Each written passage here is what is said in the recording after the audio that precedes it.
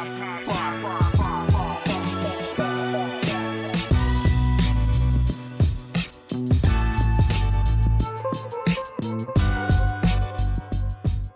so a lot of young artists get frustrated when, you look on television and you see Kehinde Wiley or something like that, and you're like, oh man, they're selling their work for, $100,000 or $50,000. I need to sell my work for $50,000.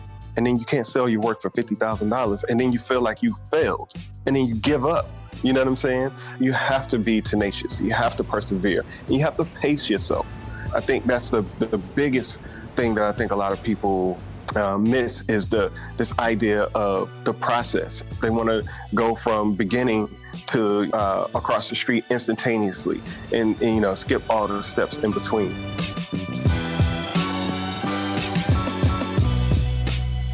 Hey everybody, welcome to Works in Process. This podcast is a series of conversations where I speak to designers, artists, writers, and more to discuss their creative methodologies. I'm your host, designer and educator, George Garistidi.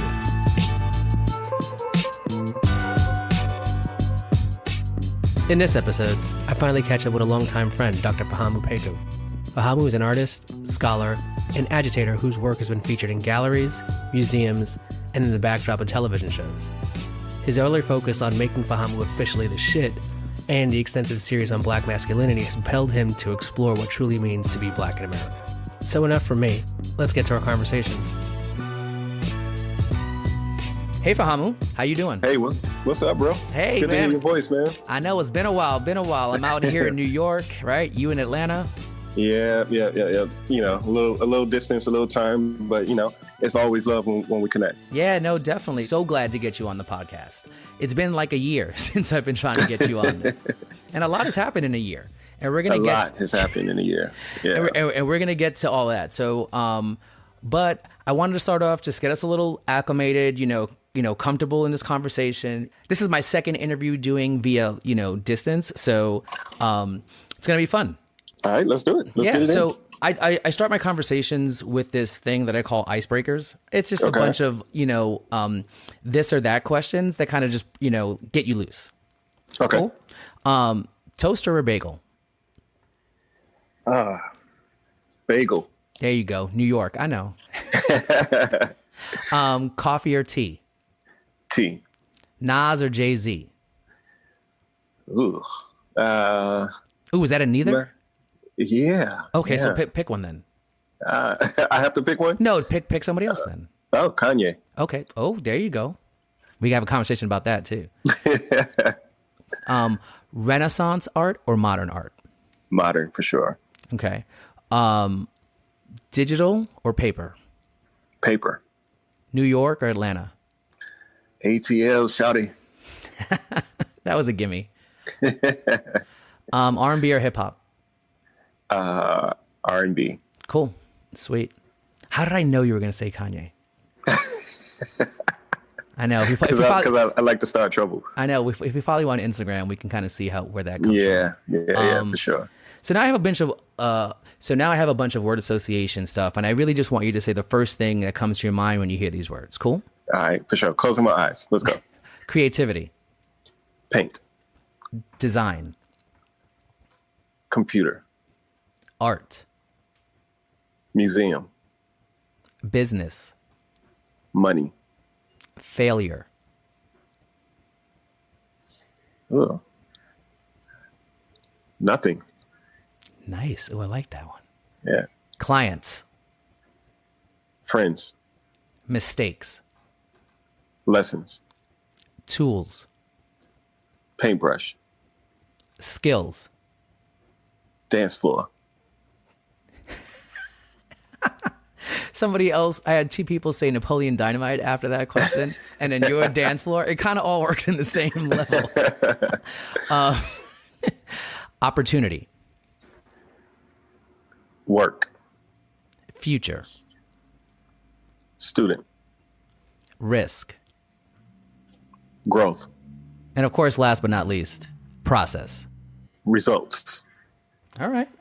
There we go. All right. Were your eyes totally closed the whole time? Say that again. Were your eyes totally closed the whole time?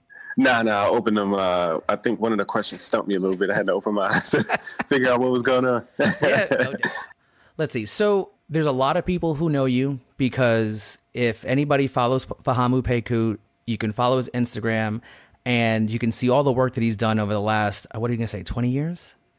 Yeah, just about, man. Right? It's 20 been about years? 20 years, yeah. Right? But there's going to be a lot of people who are just turning into me for the first time and, don't know that we actually go back 20 years. And that's why we haven't seen each other in so long because you moved back after we, we worked together at a company in New York designing what? Party flyers? Party flyers, restaurants, clubs. That was the craziest hip-hop spot. collateral. Yeah. But obviously I know you, right? But most of the people probably don't know you. And they don't know me either, but I'm the one hosting. So there's a lot of stuff that you've been going through. And I want you to kind of give your own, what I call, origin story. All right, for sure. Well, let me see. Fahamu has always been somebody with a pencil in his hand drawing ever since he was a little boy. After graduating from the Atlanta College of Art in 97, I got a degree in painting. I needed to get a job, and I, lied on the application and said that I knew how to do graphic design, but I'd never taken a graphic design class in my life. And I ended up getting the job, and it sucked. It was one of the worst work experiences that I ever had. It was like this place doing pre-production for like vanity license plates and like the stickers that you get for like, colleges and universities and stuff like that you put on, like bumper stickers and things like that. Okay. And I mean, when I tell you, bro, it was like super old school. Like we used to have to use Ruby Lith.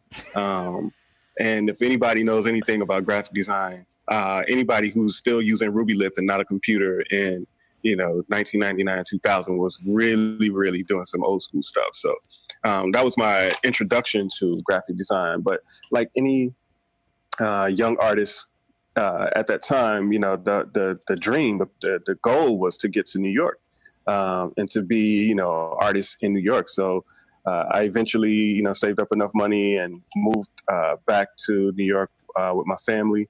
And on the first day that I got there, my older brother, who also lives in New York, was like, yo, there's this place where I get some stickers and flyers and stuff done. Maybe you can go there and get a job.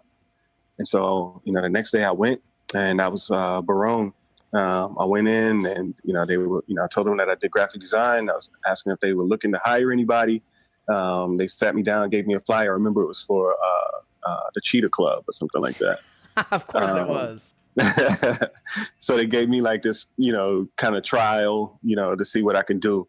And, I banged out the flyer in like 10 minutes and they were like, yeah, you're hired. And I remember you were like, one of my first friends in New York outside of my family. We were around the same age. We were both, the same age. And I think you have recently just started there as well. Yeah, I was finishing school at FIT. Yeah. So we just kind of, hit it off pretty quickly. But I stayed there for about a year and then decided, I really wanted to be in Atlanta because there was just some really dope things happening in Atlanta and I wanted to be a part of it. And I knew that there wasn't a lot of people doing anything on the level that I was doing in terms of graphic design. And so I was like, why don't I just go to Atlanta and, start my own design company. And another thing that really kind of sparked that for me was one day going into Sandy's office. And, she was just like any other day, she was just in there chain smoking cigarettes with stacks and stacks of paper all around her desk. And I think it was a payday. I think it was a payday or something like that. And she got ready to pay me and she, reached into a drawer and pulled out this huge stack of cash because she always paid me cash, and then I started thinking to myself as I left, I was like, there's like 6 designers in here. There's everybody in the print shop. Yo, if she's paying me this, what is she making? All right. I need to be doing that. You know what I'm saying? So that's when I was like, I'm gonna start my own, design company. And I, talked to one of my homeboys and, I moved back to Atlanta and we started, a company called Diamond Lounge. But mind you, this entire time, really all I wanted to do was paint. You know what I mean? I wanted to, be an artist, shows and galleries and stuff like that. And, I didn't really know how to get on. I didn't really know the process for getting started in the art world. So I just did everything that I did know how to do, which was, make my work and send stuff to galleries and things. And, I kept waiting for somebody to hit me back and be like, yeah, we want to give you a show. Nobody ever called back, or sent me, any letters back, to that end. And so ultimately, I created a marketing campaign called Fahamu Pecou's the shit, to like start branding myself and to get myself out there, to get my name known, so that I could get seen or noticed by the art galleries. And that's really kind of where everything started. So, I mean, there was a bigger reason behind that. I mean, I know you said it's a marketing campaign, right? And of course, when somebody calls themselves, the shit, it's really, claiming that, well, there's nothing else beyond me, right? But what was the main purpose of that? Actually, man, to be quite honest with you, I really give a lot of credit to that time at Barone with all of that. As you know, a lot of the clients that would come in there were, club promoters, and a lot of hip hop artists, would come through and get, pieces done.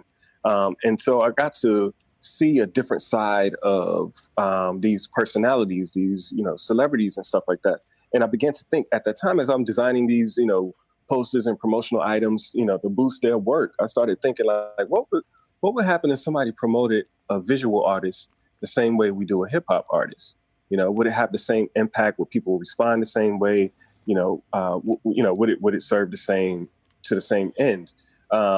And I just kind of filed that away in the back of my head.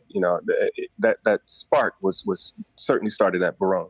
But when I was back in Atlanta, and I started again, like I said, I started my own design company, and one of our first big clients was a woman named Shirley Franklin, who became the first Black woman mayor of the city of Atlanta. And when we were working on her materials, we would always have to put this line that said, paid for by the committee to make Shirley Franklin mayor of Atlanta. And her team was so adamant about that line and everything. Like, they would be like, no, put that on there first, because we can't forget that. We have to have that on, and it was like they were neurotic about it. And I thought it was funny, and I was like, man, I need a crew of people to rock as hard for me as the committee to make Shirley Franklin mayor of Atlanta. I was like, I need a committee, so I was like, oh, I'm going to make up a committee, the committee to make Fahamu Pecou officially the shit. And that's how it all started. It was really kind of a joke. Like, I didn't do it with the thought that I was actually doing a branding campaign per se. I just wanted to see what would happen. Like, what would happen if I began to promote and market myself as an artist the same way I was doing for, my political clients or my hip hop clients. And again, it was like an experiment, but it quickly snowballed. And I began to see, the value in it. So in the beginning, there was actually really no rhyme or reason to it. In fact, I kind of patterned the image, of myself, which was this graphic illustration of me with no shirt on and stuff like that. It was really kind of, making a mockery of like the 50 Cent marketing campaign, because it was so ubiquitous. Like, okay, got it. Everywhere you turn, you would see like 50 Cent with that bulletproof vest on, and you know what I mean? Like, it was everywhere, and I was like, I need to do something like that. And so I, just kind of started putting, stickers and wheat pasting posters all around the city of Atlanta of, this graphic illustration of me with no shirt on, looking really hard and tough. And it said, Fahamu Pecou is the shit. And, within a couple days, like, people were coming up to me on the street like, hey, are you that shit guy?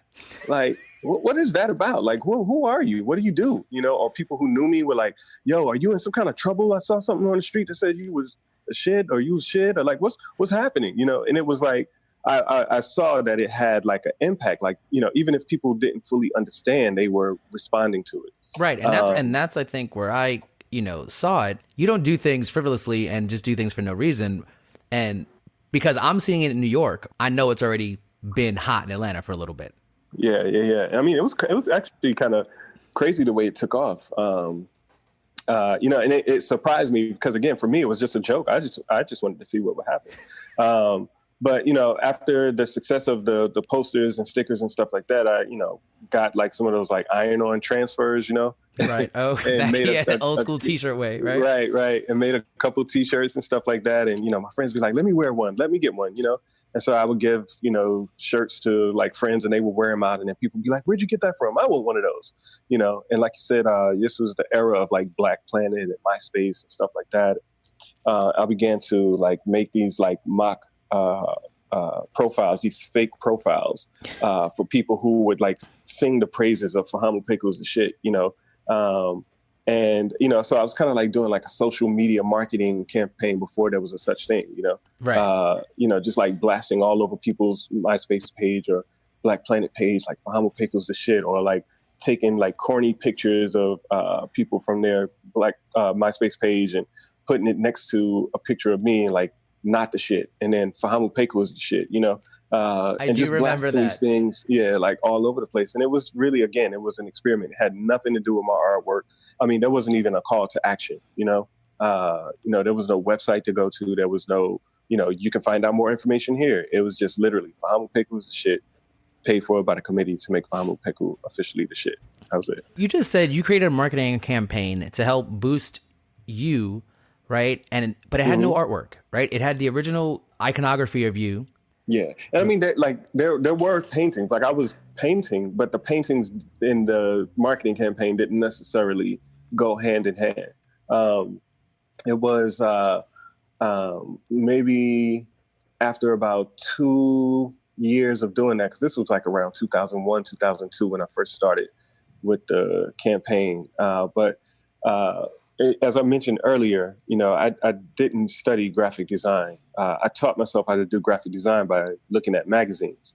So I would like go to bookstores and buy all the like hip magazines and stuff, and then go back, to my crib and, find like cool ads or layouts and stuff like that and try to recreate them, That's the so way I to can do it. learn the techniques and stuff like that. And so I had this really healthy collection of magazines and this really healthy obsession with magazines. And so I would always go to bookstores and, just grab a stack and, check out and, keep it moving. But one day as I was in the bookstore, one of the subscription cards, fell out of the magazines that I was carrying.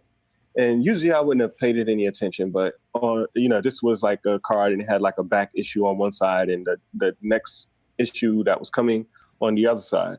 And it was like, fill it in and, pay X amount of dollars and you can get a subscription or blah, blah, blah. And I was like thinking to myself, like, when you see somebody on the cover of a magazine, automatically you assume they must be somebody important. They're on the cover of a magazine. I should be on the cover of a magazine. So I went back to the crib and I made up a magazine called Contemporaneo, which was supposed to be this like contemporary art magazine of the Latin America. And I put myself on the cover and I, printed up a couple hundred of these like cards that said, if you fill out this subscription card and mail it back in, you'll get a free issue of Contemporaneo featuring Fahamu Pecou. And then I went back to the bookstore and I went all along the newsstand and put the cards that I printed up in every magazine, all along the newsstand. And again, just wanted to see what would happen if people would see this and think it was real and like fill it out and mail it back, And they came back by the dozens, by the hundreds, of people, finding the cards and like mailing them in, requesting a copy of this magazine. Anyway, one day I was at the mailbox and there was a stack of them in there and I, pulled it out and I'm looking at the card and looking at this image of this magazine that I mocked up. And I'm like, yo, this is kind of dope. I should paint this. And so I painted it and then it was like, the light bulb went off like, this is it. This is what I was, going for. And so from that point on, I actually, endeavored to paint myself on the cover of every art magazine. With all the swag and bravado of this character that I, created and really kind of performed in public spaces as for a couple years, as a way of like critiquing the art world, as a way of, critiquing popular culture and celebrity culture, as a way of making a parody of, our obsession with media and stuff like that. And so, became this, the magazine allowed me this really like rich format to explore all of these like nuanced questions around identity and performance and celebrity and art. No, definitely. When you started doing that, I think I definitely saw the first issue because you started posting it. But then Right. I'm talking about magazines that I don't even know exist. Right. And then they're not that they're fake magazines at all. They're just, the fact that you started putting yourself on that and added to that mystique of creating this persona. And there was moments where I was like, what is going on? What but in the understanding that there's got to be a deeper meaning for this, right? And like you're telling us, you're doing these things and seeing if people just bite. And if they bite, well, I got to keep it going. So what's the next level, right? So you make a postcard or something, but then you're like, shit, I got to maybe actually paint it, right? And then you're like, this is something. And now when I do this, I got to start keeping up with it though, right? You can't let this slide. Right. And that's one of the like kind of side effects of going around telling people that you're the shit. You kind of have to be at that point, you know what I mean? Because people will check you on that, Yeah, you got to put it up or shut up, right? Like, yeah, exactly. And and the thing about it too was like, there were all of these, really like complicated questions and challenges that I was experiencing as a young Black artist. And we're talking again the early 2000s. Now it's kind of like the hip thing for galleries to have a Black artist, you know what I'm saying? Right. For, Black artists to be in the national conversation or in the national spotlight. In the early 2000s, you probably couldn't name 5 Black artists, and the publications, the institutions, the galleries, like they weren't really engaging with Black artists in any significant way. And so for me, this was a way of challenging the system, of bucking against the system, because it was like, rather than wait on, somebody to come along and validate me and say, hey, all right, we like what you're doing. Come on. I was like, excuse my language, fuck that. Like, I'm gonna tell you who I am. And then you're gonna get on. You know what I mean? So It was kind of, it was like, it started out as, this experiment, what would happen if, and the question was always like, what would happen if I do this? What would happen if I do this? And I really, began it as an experiment, but it ultimately began to take on a life of its own and create some really like complicated and critical observations about, the art community, the art world, and even, my space as a Black person within that. Right. So, I mean, now you're challenging the norms of, instead of people putting you on the cover, you're putting yourself on the cover. You're letting people know that I am this important, or I feel that I'm this important to be part of the conversation that, African-American artists, Black artists are not being part of in the early 2000s, right? You're taking control of that instead of letting somebody else dictate to you, like you just mentioned. Right. Thinking back, obviously, you could say that there's conscious decisions, there's this, or it just kind of all happened, kind of as the light bulb moment. But after a while, are you picking certain magazines to really poke at somebody? Are you picking more local versus European magazines to really go, you know what, I'm trying to make this point versus this point? And how do you decide that? Yeah, early on it was just like go to the bookstore, pick up any art magazines I could find, especially ones that I'd never heard of before. And ultimately, because there's so many magazines, I mean, like magazines are like fingerprints, and, again, there's been a shift, in the, in public discourse around like media, everything's digital now. But back then, like I said, everything, like every little nuance, every, slight distinction, there will be a different magazine for it. And so as a result, I began to collect magazines that had really interesting titles and really interesting mastheads that, became conversant with ideas that I was, addressing or expressing in the paintings. And so the mastheads not only served to, identify this piece as a reference to a magazine, but it also lent itself to the dialogue.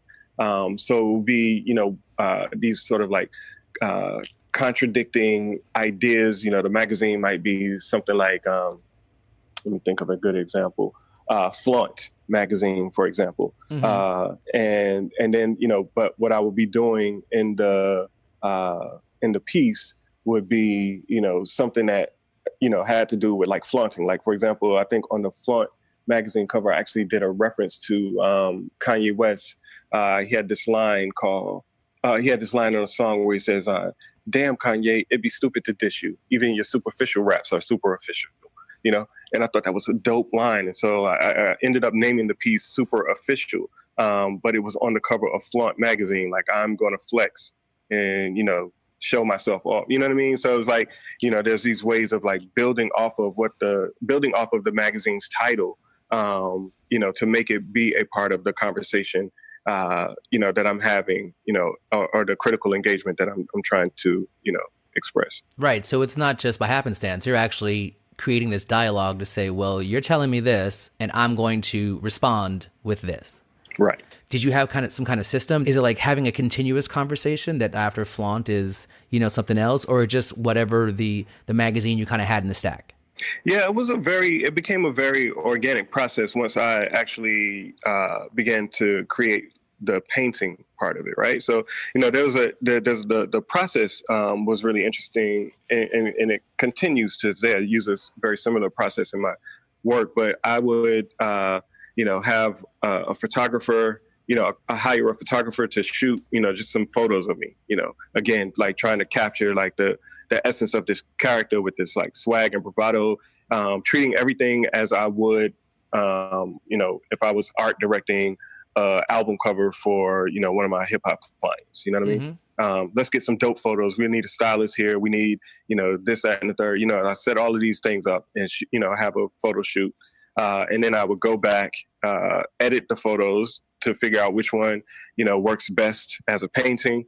And then, do a layout of these images on magazine covers, and like I said, I have this, chest, like to this day, like that's filled with all kinds of different magazines that I've collected over the years.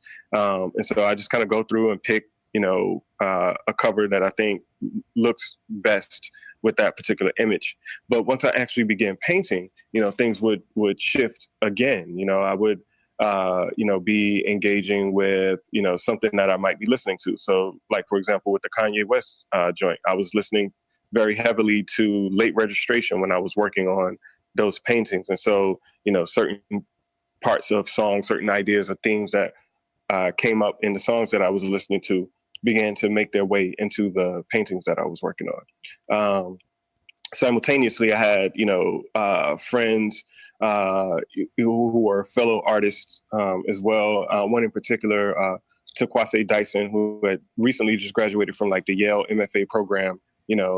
She was like, what you're doing is really smart. You should be looking at this artist. You should be looking at this artist who's saying this, who's doing this. You should be reading this book. You should be reading this theorist. You should be reading this philosopher, So she was like giving me all of this, literature and stuff to read. That's also now impacting, my thought process.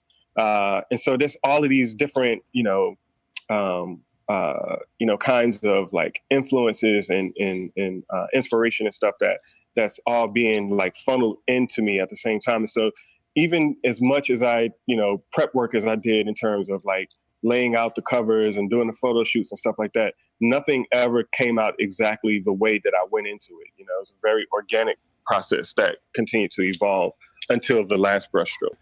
Well, that's very interesting because I was hearing, you talk about all these extra influences, right? In the beginning, a lot of us are just influenced by what we're listening to, right? And just taking the words and we know the lyrics and we know the beat, and it kind of also lets us zone out when we do some creative projects, and allowing that to then say, well, that's going to inform this conversation I'm having with a magazine. But then you have friends telling you, okay, here's some theories and some writers and some other things that you need to start looking at so you understand bigger, deeper meanings of why the stuff you're doing. It's almost like giving your painting's definition. You didn't realize it yet, right? And now, exactly. Right? And then you're looking at all this stuff. And I think one of the biggest things you just mentioned too was, you do all this prep work, right? Where, it's like basically designing a magazine and doing a photo shoot and doing all this editing and doing everything like you would do a magazine cover monthly, but then allowing it to just go where it goes and not be so stuck on, right. It wasn't the way I envisioned it, but it actually turned out better or worse, but I was okay with it, Yeah, like really being open to the process, and allowing the process to take you someplace that you didn't imagine or that you couldn't have even conceived of. It was always like a learning experience for me. For as much as I was, being referred to various like thinkers and things like that, it was also the process of making, all of these paintings and and very large paintings at that, which also became, a part of a growing process for me. So, okay, so you just mentioned, right? So these are magazine covers, which in reality, let's say theoretically, when you're looking at a magazine, it's probably somewhere 8.5 by 11, 9, even the bigger ones would be, 11 by 13, maybe. How big are your paintings? Well, I created a rubric around the time of making like the third or fourth painting. And actually, after being invited to have my first solo show, based on these magazine paintings. And the gallerist connected me with a guy who could build the frames for me to stretch my canvases, which meant I could make my canvases custom size. I didn't have to just go to the art store and pick up whatever they had on the, in the racks. I can make them whatever size I wanted them to be. So I created this rubric that was basically like every actual magazine was 6.5 times, the painting was 6.5 times the actual size of the magazine. So like if a magazine is like 8 by 10, the painting is 48 by 60, So it was always 6 times the size, regardless of what the size of the actual magazine. Yeah. And so, it kept them also proportionate, to the actual magazine. And when you display them, it could, look like a newsstand, like a giant newsstand. Right. Well, that's interesting. I mean, 6. Why 6? I'm not quite sure why it was 6, but it just worked out that way. Yeah. Cool. So let's see. I mean, I'm looking at your style and looking at the way you present. Right. We're learning how you're influenced. We're learning how that music and theory and literature are starting to influence what you're doing and the way you're presenting it. You have a certain style, and all of them tend to have this style, and we're looking at it, and it has a very Basquiat feel. It has this drips. It has these things that, and some of it also are unfinished, right? They're not completely done. Everything is not always filled in, which adds to the mystique of, just that it's real. It's not just a magazine. How conscious was that? Yeah, there's certainly all conscious decisions. And a part of it, has to do with what I was describing earlier with, the work being a sort of like critical observation on, popular culture and celebrity culture and our obsession, around those specific areas. And what I wanted to do, as much as I wanted to reference the magazines as a kind of point of departure, I also wanted to, be able to like critically engage and get the audience to critically engage with the ideas that are more or less like preconceived notions, So we, at one point, the like leaving the canvases unfinished, and you can see the various layers that it takes to like build up to the to the finished image was really about sort of undoing our reliance on like media images, so everything in the media is always polished. When we see celebrities on the red carpet, we don't know, or we're not really aware of the hours that it took to get them to look, like that. We don't see the pens and the tape that's holding the outfits together. You know what I mean? It's like, but we see these people and we think, oh man, I'm nothing because I don't look like that person. But what you don't really know is that person is like kind of like pieced and taped and stapled together in ways that you can't necessarily see. But with the paintings, I wanted to kind of reveal, those aspects of, again, this notion of celebrity, that it's not all that it's cracked up to be on the surface. And so you see these different levels, layers to work. The text, again, that's written on there. There's the masthead, of course, but then there's another like meta dialogue that's happening with the text that's scrawled on it. And, this all was really a part of what I like to call like my visual rope-a-dope, which was a reference to Muhammad Ali, who was really famous for his style that he called rope-a-dope, where he would lure his opponents, into a false sense of security by like, allowing them to punch and beat up on him for, 5, 6, 7 rounds. And by the time, they get to the 8th round, they're tired and winded, and, he springs to life and, lays them flat on the canvas, so it's like the visual rope-a-dope works in a similar way. There's all these signs that point to, things that make you feel familiar and that you feel comfortable with. But then once you get a little closer to the work, once you begin to unpack all of the different layers and levels and texts, the titles, all of these different things, you realize that it's something completely opposite of what you thought it was. It's, and these are the, the entry points into a deeper, more critical dialogue. And this is really ultimately what the work was intended to do, was to spark dialogue and to get people to think in ways that they don't typically think about, pop culture and celebrity, and especially about Black masculinity. Right. And going into that, where I think that you start to delve a lot more into transitioning not into solely magazine covers anymore. And, right. You're actually just doing these portraits of, like you just mentioned, Black masculinity. And how important was the transition into, non-magazine cover driven things, but also as a reference to being a Black male and what that masculinity means? Yeah. In fact, around 2008 is when, I began to kind of pull back a little bit from the magazine covers. I mean, it was fun, but I also didn't want to get locked into, a particular idea or feel a need to use a particular idea as if it was a crutch. At the same time, in 2008, my son was born. And this was a really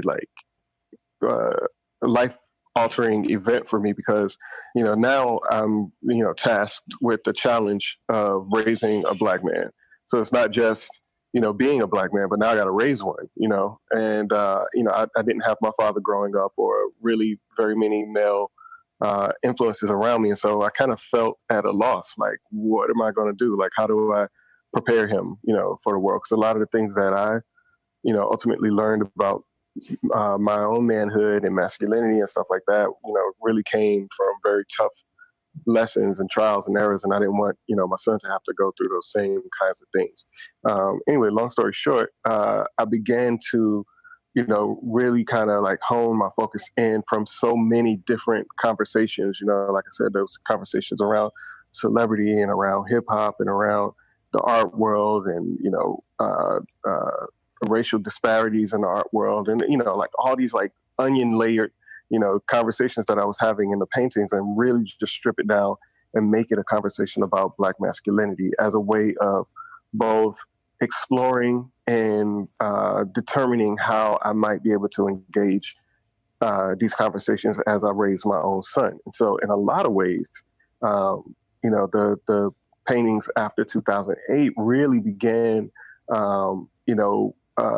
to expose my own personal evolution, around what it means to be a Black man, especially as I'm, again, trying to, raise a Black male in a world that is automatically going to see his body and see his presence as a potential problem.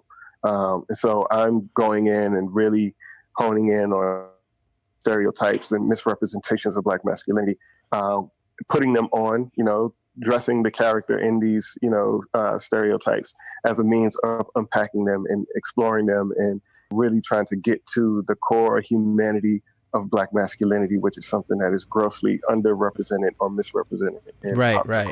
I mean, there's so much that has happened since the beginning of 2008. Think about, like you just mentioned, your son, but think about, our first African-American president being elected, exactly. And then all of that, but then look at how that's being unpacked currently, right? And how these conversations are, even 10 years later are something that we're dealing with, and it's even more heightened now because of that. And so looking at that and that point of your life of now that you're not even focusing it on your internal, you're focusing on what's going to be for somebody else. I think that's really interesting. And I didn't even think about that. Like, at that part of your life, something drastically happened. So now this big shift family life, but then also career wise, right? So now you're Right. talking about this, and if we, I mean, I continue to look at your gallery online and see how the stuff transitions, and some of it transitions from not only painting, but now it's, let's say, heavily sketch and pencil work, and with these ideas of, it looks like some spray paint, some paint splatter, some, basically mixed media that's now telling a different story than, rather than just only the original kind of just painting.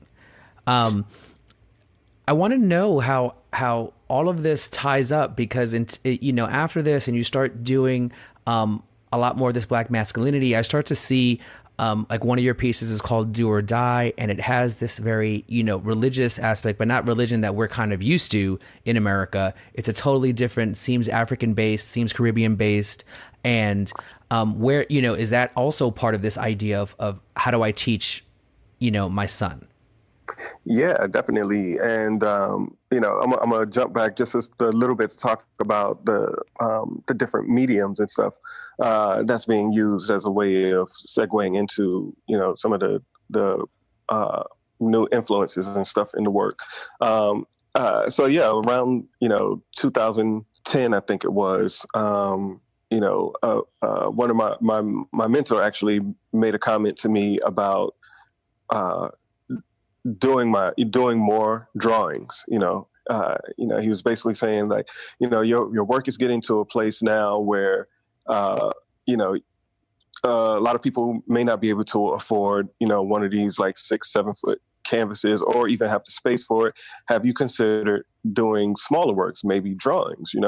And I've always drawn, but I never really, especially with those earlier works, thought about drawing as a finished, piece. It was always a part of the process, but not necessarily like the end result. And I found that to be an interesting challenge, and I began to explore drawing. And I'll share this quick story. One day I was working on these drawings in a series called Gravity, and in this series, a series of my figures wearing these like sagging pants with like 8 layers of boxers, and I was playing around with these drawings. And when I draw, unlike when I paint, I'm literally on the floor, like hovering over the paper, and I, draw. And in the beginning, I was doing the drawings and then using like a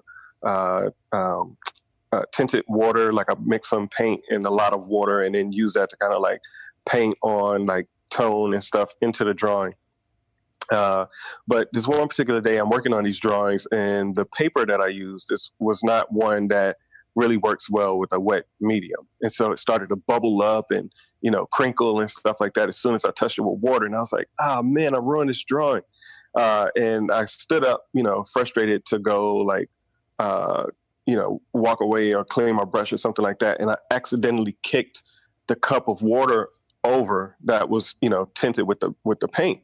And it spilled across the drawing, and it made this like beautiful like pattern, like this beautiful movement across the drawing. And I was like, oh, that's kind of dope, and so after that, whenever I would finish the drawing, rather than, use a brush to apply the media, I would like, mix up, some water and paint, mix it up, and then like pin the drawing to the wall, and then just throw the water on it and let the splatters and stuff, do whatever it was going to do. And it, came to sort of like abstract, like it gave it a lot of movement and energy. And I just really loved it. It still felt very painterly to me, even though they're works on paper.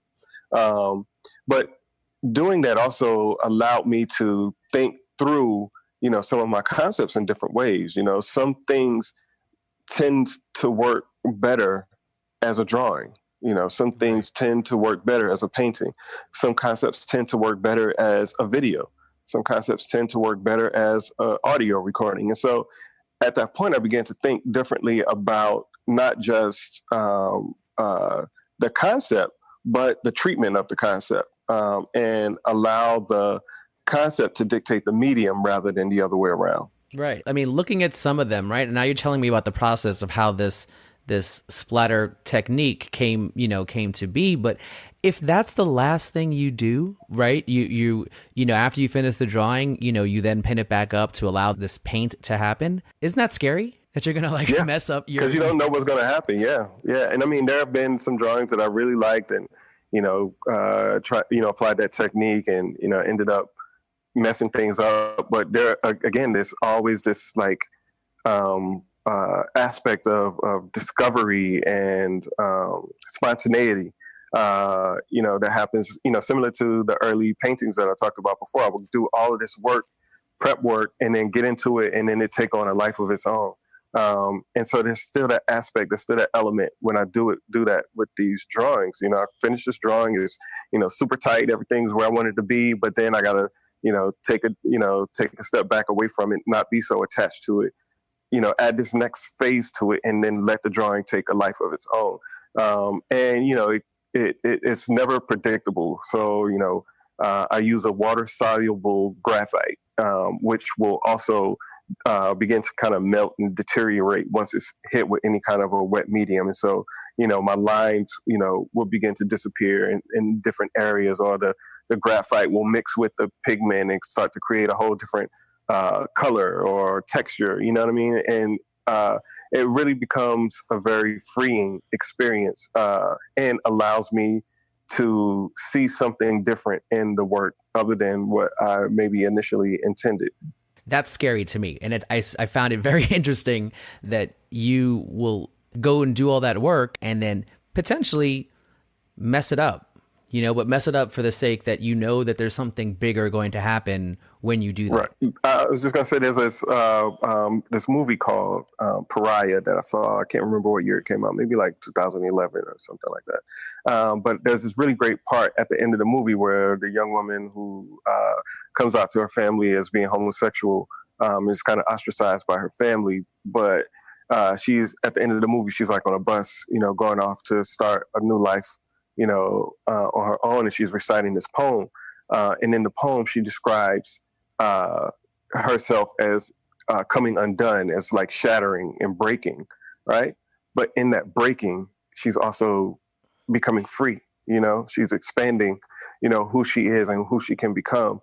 She's no longer confined, to the form or to the shape that's been given to her. In breaking, she becomes something else. I often reference that, or often think about that. Especially when I do something, like I described with the drawings, there's a sort of breaking that happens there that frees the drawing up to become what it will be, not what I tried to make it be. Right. And there's a really liberating quality to that. Right. I mean, like in nature where things, metamorphosize, like you're letting the transition just happen. This is basically what it was supposed to be anyway. Right.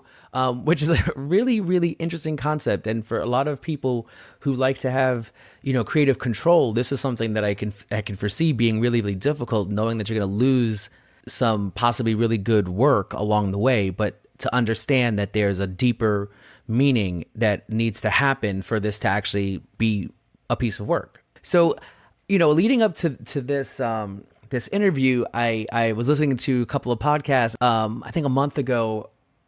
You were on Maurice Cherry's Revision Path. Yes. And I was getting a lot of insight, from there, because once again, we haven't spoken in so long, but it was also interesting to hear all the stuff that was just going on. You guys talked about that, I think a year ago or 2 years ago, you had a retrospective in Paris. And so you're building this body of work, and you're now talking about, the idea of celebrity. You're talking about the idea of undoing and undoing what the media is trying to do with us to African Americans and just people of color in general. And you're having all of this stuff. So you're having all these conversations, and then you're now a doctor. You're Dr. Fahamu Pecou, right? Which means you have to go back to school. I'm done now. I did go back. Yeah. Why decide to go back to school? I was really driven by a desire to enhance what I was already doing in my work by adding another dimension to it. As I mentioned before, I discovered that different concepts bode well with specific media. And the academic piece, was just in my mind, another level and another dimension to that, Right. especially as it pertained to issues of Black masculinity. Because, as much as I've been referred to various scholars and writings and thinking about Black masculinity from academic, texts, 80%, maybe even 90% of those texts and stuff like that about Black masculinity were not written by men or by Black people. Oh, really? Yeah. And that was like mind boggling to me, and so I felt like I had something that I could offer to the conversation. And also, I thought that I would be able to, get information and get access to information that would enhance what I was already attempting to do through the work. Right. And so it just became another dimension for me to explore in terms of the themes and ideas and concepts in my work. Right. I mean, so now you're talking about, adding another voice to a situation that, you realized is talking about the subject without the actual people that they're talking to and from, right? So that, so you need to bring that other level, the real level, because that's who you are and all the aspects that you're dealing with to this conversation when people who are trying to be the experts in it are not that, right? So I everything that I've seen that you keep on doing is adding another level of your nature to bringing to this conversation that, us as a country deal with all the time, but you're bringing your own various nuance. And I really appreciate the fact that, you're taking these risks, you're allowing these things to flow, and you're allowing them to allow the process kind of guide you in a way that you're willing to not know what's going to happen. It just seems to be that over 20 years, you've begun to figure out how to take these opportunities really and make them into something. And so as we start to kind of like end off my conversation, I have some parting questions. I just really want to know, what weakness do you think you have that you are beginning to turn into a strength? I would say, honestly, self-confidence. We kind of joked around about this earlier, before the interview started, about how surprised you were to see the whole Fahamu Pecou is a shit thing, knowing me, Right. Because, prior to that, you said that I was you described me as a humble person, but I would describe myself as a very, very shy, introverted person. Once people got to know me, I can, be silly and goofy and all that kind of stuff like that. But, generally, like, I don't talk to people that I don't know. I'm uncomfortable in situations especially if I'm not with a group of people that I know, so there's, I've struggled, like, for most of my life with issues of like self-confidence. So is the Fahamu Pecou kind of response to that? Oh, most certainly. I mean, as much as it was a joke, it also forced me out of my own shell in a way.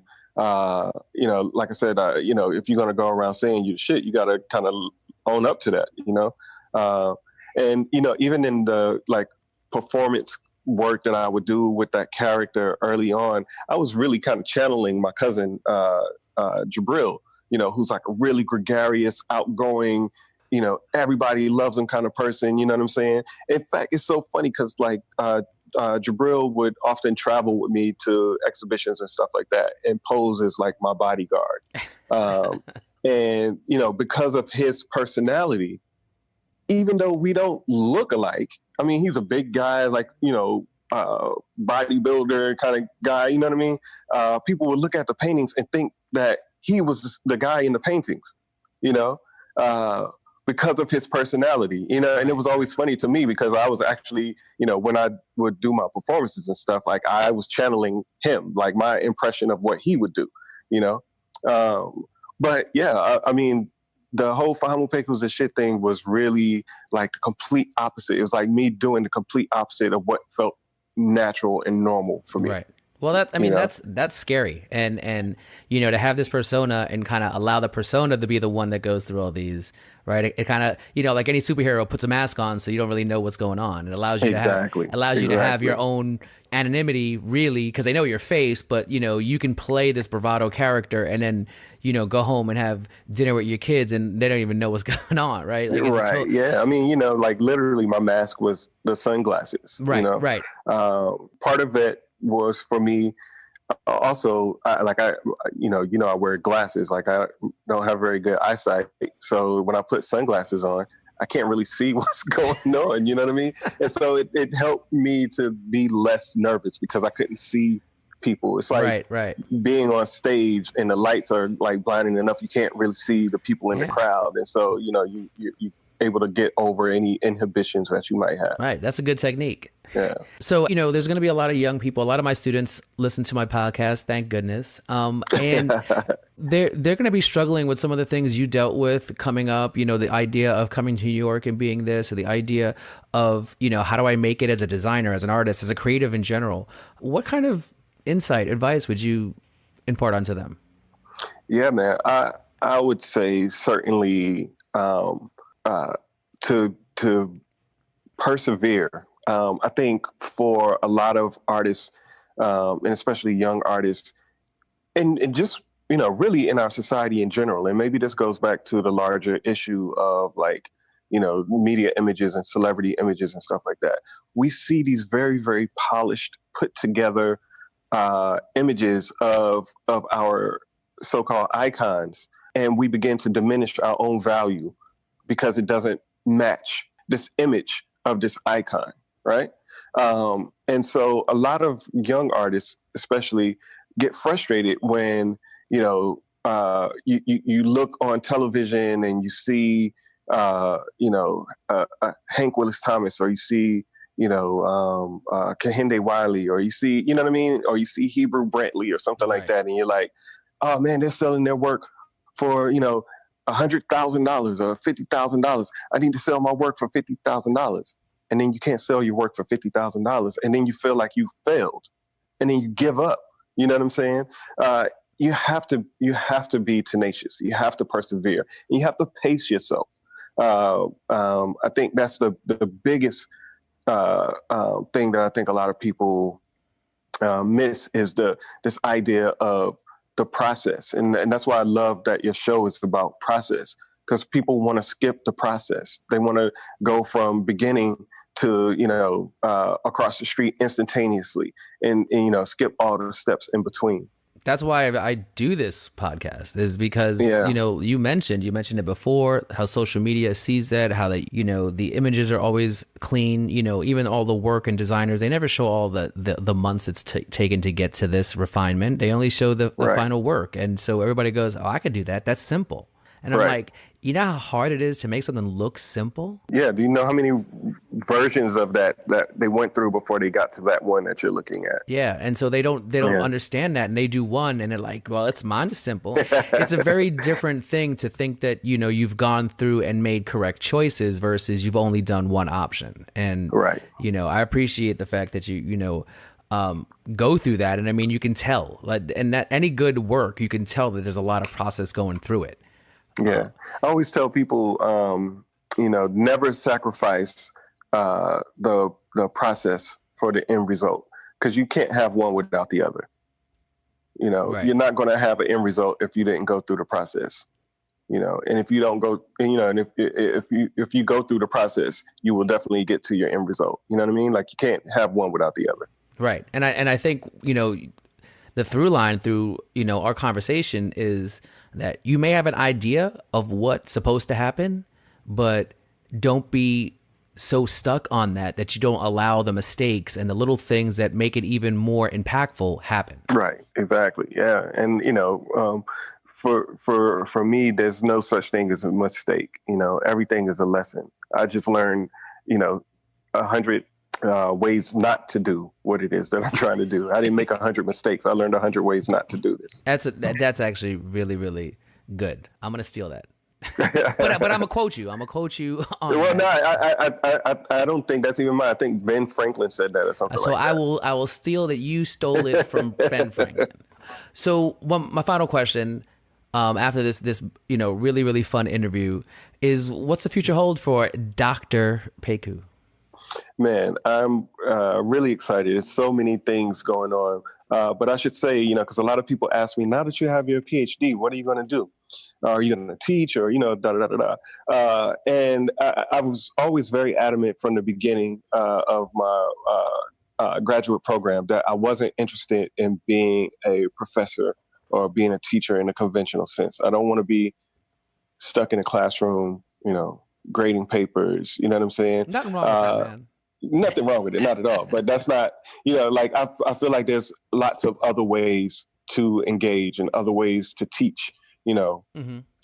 And so I'm very much interested in what's called public scholarship and using my work as a form of public scholarship as a way to engage audiences. And I say that because one of the more challenging observations that I've had throughout my career, as I've done this work around issues of Black identity and Black masculinity, is that, oftentimes the audiences in the galleries don't look like the people that I'm thinking about when I'm making the work. Right.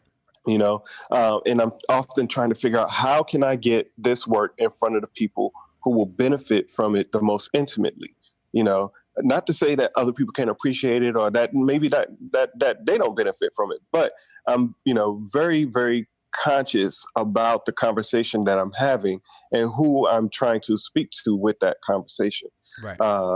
And I find a similar challenge in the academic world as well. Like I said, I've read a number of books around Black masculinity and Black identity and, philosophies and theories and all this kind of stuff like that. A lot of it is in language that the average person wouldn't even begin to comprehend what's going on. Shit, half the time I couldn't understand what was going on, but I'm trying to figure out, like, now with the access that I have to various forms of scholarship, how do I make this scholarship accessible? How do I make this art accessible? How do I make these teachings accessible to a broader audience? How do I, how can I make sure that the work that I do has the most impact? It does the greatest good, That's where I am. That's what I'm looking forward to next, trying to find ways of interjecting, my work and my ideas into a broader cultural narrative in ways that the people who can benefit from it the most intimately have access to it. And I think that's wonderful. And I think the last 20 years have gotten you to this place where you're able to tackle this next challenge. We're in a country that needs to be able to support the arts, support creativity, but also make sure that the people who people are doing things for and the community that you're doing things for get to see it, understand it in their own language, right? Yes, sure. Because we, like you said, academia tends to just put it over somebody's head, and if you can't understand it, then it's really not for you, and that's not the case. Art is supposed to be something that's for the people, and I really, really appreciate the fact that this next chapter of your life after you've gotten your doctorate is going to be dedicated, or at least more focused on how to bring that to the forefront. Yes, sir, for sure. Yeah. So Fahamu, thank you so much for being on the show. It was really, really a pleasure. Oh man, the pleasure is all mine, man. Thank you so much, and I'm really excited for the podcast and looking forward to checking out future episodes. Thanks again. Take care in Atlanta. Likewise, brother. Thank you very much. This is Works in Process. Hey, thanks for taking the time to listen. I hope you learned a lot about a technique or a process that can apply to your own creative work. If you want a list to the links of the work, tools, or people mentioned during the interview, visit the podcast website at wip.show. Also, if you haven't done so, please subscribe to my Works in Process podcast on any podcast platform. You can find us on Apple Podcasts, Google Play, Spotify, or any other place you get your podcast. And you can find behind-the-scenes pics on our Instagram channel by following us at works_in process. Thanks again, and until next time, follow your gut and trust in the process.